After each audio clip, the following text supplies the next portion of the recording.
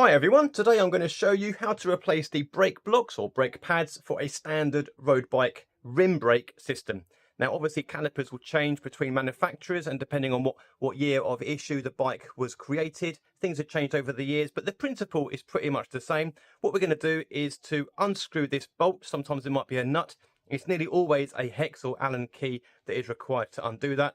But first of all, we need to remove the tension, because if they're correctly calibrated to the rim, then the brake pad itself is going to go under the bulbous part of the tyre. So the first thing we need to do is to remove tension. Now actually one of the easiest ways to do that is by simply removing the release catch, which just removes the pressure. This is what you would move if you wanted to remove the wheel at some point, whether it's to fix a puncture or likewise, and in this case to take off the brake pad as well. Now it might be actually that's still not enough for you to remove your brake pads, because sometimes these pads might have a threaded part which goes through this slit here and prevent you even then putting things down. So if that's the case, you can either remove tension on the barrel adjuster here by going clockwise, because although clockwise is traditionally seen as tightening, righty-tighty, it actually reduces the gap here of the cable tension. So that's one option you can go for. And the other, for the purpose of the video, I'll do it now,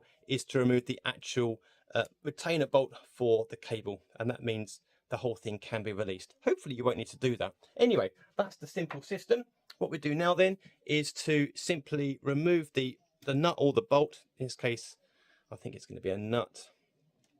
Or it might be a bolt actually. Holding the brake pad or block in place. Now often there are washers inside as well to help the brake pad move at an angle so it fits perfectly with the rim. On this occasion, in this case, we're actually missing a washer. That would be concave. This is convex. I think I got it the right way around. And the concave washer would fit over this bulbous mound here to help you adjust the brake pad fit in the rim. As I say, it's missing on this one anyway, so at some point the owner has lost that. Nevertheless, in terms of fitment, we obviously need to remove the pad on the other side as well, but assuming that is done, we can then put things back to how they were. Now for this particular brake pad, it's quite a cheap one. It's a one fixed unit and there's a degree of play that's possible, but really I prefer the cartridge type, which are far better for longevity, I think, and for replacement. The cartridge type, you will buy essentially the frame that attaches here, which is what I'm doing now, and then the cartridge part, the part that makes contact with the rims, that can be replaced various points in its life, and even you can replace it between seasons. Swiss Stop, for example, I'm not being paid by them, produce different types of compound which will work in different weather conditions. Anyway, once you've done that, however you've gone for your brake pads, whichever you've chosen, we're going to go relatively loose, and the same on the other side as well. And then what you would do is clamp with your thumb and finger, clamp the brake pad to the rim like so, and you would then add tension to tighten things up. Now as you've seen, perfect example, things will start to move. So the tighter you press the caliper arms together, the less chance there's going to be movement. So I'm going to just come around slightly at a different angle and put some real pressure on. But while putting the pressure on, if you were to hold this side of the brake pad, or conversely this side, you can stop things moving at the same time. So anyway, I'm going to give this a go, and hopefully things aren't going to move too much. There we go. And then now I've got the calibration right, I can tighten things up. And there we go, that's bang on. What we need to do now then is adjust everything. If you had to remove the cable stop bolt, then fine, you can do that now. But obviously I've done a bit of everything. So what I'm going to do here, folks, is I'm going to remove this tension, or increase the tension, by going lefty-loosey. And I'm going to explain why. This is going to come up. We're going to put this arm down so we know that's in the right place. And because I've gone the whole hog, we're now going to pull the cable through as much as we can, tightening this up. Now you'll notice that I'm holding everything together quite firmly.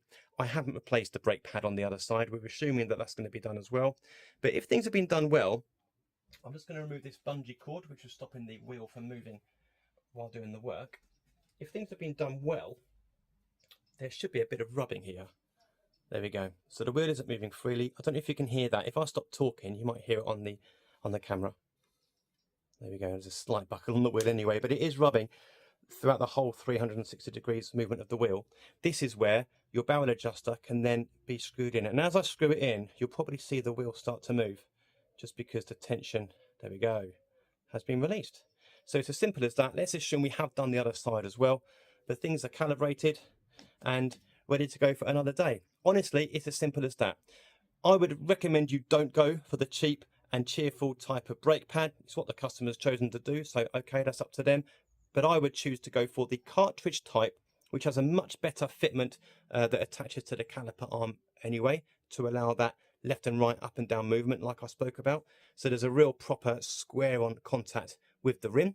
And of the cartridge type as well, it means you can just replace that compound whenever you want to. You could just slide it in and out whenever you like. Anyway, you've done that on both sides. Assuming that didn't do the job for you and you had to remove this and remove the barrel adjuster tension as well, you now know how to replace your brake pads or brake blocks for a standard road bike rim brake system. And there we have it. We are job done, all within about 6 minutes. Guys, thank you very much for watching. Remember to like and subscribe to all my other videos, and we will see you next time. Bye for now.